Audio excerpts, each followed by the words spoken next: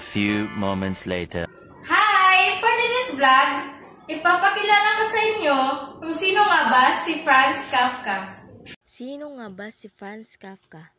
Si Franz Kafka, isang kilalang manunulat ng Aleman na nagmula sa Bohemia, ay isa sa mga pinakamahalagang figura sa panitikan ng ika-20 siglo. Ang kanyang mga akda ay nagtatampok ng mga kakaiba at nakakatakot na mga sitwasyon na naglalarawan ng mga tema ng pagkakawalang malay, pangamba sa kamatayan at kawalang saysay. Ang kanyang mga pinakasikat na akda ay ang nobela na The Trial at The Castle at ang nobela The Metamorphoses. Si Kafka ay pinanganak noong Hulyo 3, 1883 sa Prague, sa isang pamilyang Aleman na nagsasalita ng Czech na Hudyo. Lumaki siya sa isang mahigpit at makapangyarihang ama na si Hermann Kafka, na isang matagumpay na negosyante. Ang kanyang relasyon sa kanyang ama ay naging isang malaking impluwensya sa kanyang mga akda, na madalas na naglalarawan ng mga tunggalian sa pagitan ng mga anak at mga magulang. Nag-aaral si Kafka ng batas na sa German Charles Ferdinand University sa Prague.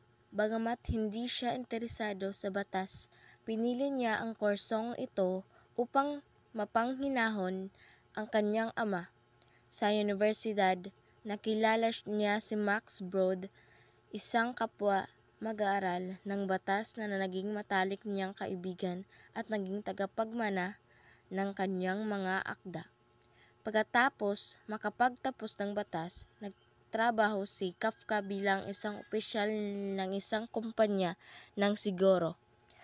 Ang kanyang trabaho ay naging isang malaking pasanin sa kanya, dahil limitado ang kanyang oras para sa pagsusulat. Sa kabila nito, patuloy siyang sumulat sa gabi at ang kanyang mga bakanteng oras. Si Kafka ay nagkaroon ng ilang mga relasyon sa mga kababaihan, ngunit hindi kailanman nagpakasal. Siya ay nagdusa mula sa pagkabalisa sa lipunan at mababang kumpiyansa sa sarili. Noong 1917, na-diagnose siya ng tuberculosis, isang sakit na hindi nagagamot noon. Namatay siya noong Hunyo 3, 1924 sa edad na 40. Si Franz Kafka ay isang manunulat na nag-iwan ng malaking marka sa panitikan at kultura. Ang kanyang mga akda ay naglalarawan ng mga karanasan ng pagkakawalang malay, pangamba at kawalang saysay na patuloy na nagiging makabuluhan sa ating panahon. Ang kanyang pamana ay patuloy na nagbibigay inspirasyon at nagpapaisip sa mga tao sa buong mundo. Ang mga akda ni Kafka ay nagkaroon ng malaking impluwensya sa panitikan at kultura. Ang salitang Kafkaesque ay ginagamit upang ilarawan ang mga nakakatakot, hindi makatwiran, at nakakapanghina na mga sitwasyon. Ang kanyang mga akda ay patuloy na pinag-aaralan at binibigyang kahulugan ng mga kritiko at scholar.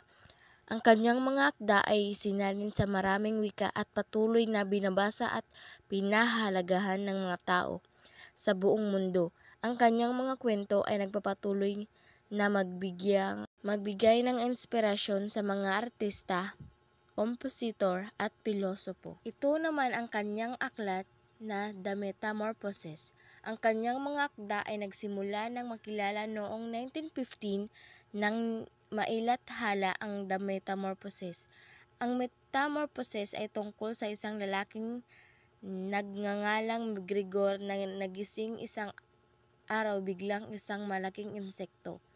Ito ay isang kakaiba at malungkot na kwento na nagpapakita kung paano siya nakaramdam ng pagkakulong at nag-iisa, at kung paano hirap ang kanyang pamilya na harapin ang kanyang pagbabago.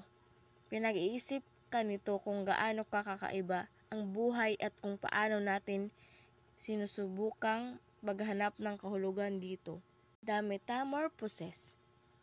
Franz Kafka, by believing passionately in something that still does not exist, we create it the non-existent is whatever we have not sufficiently desired.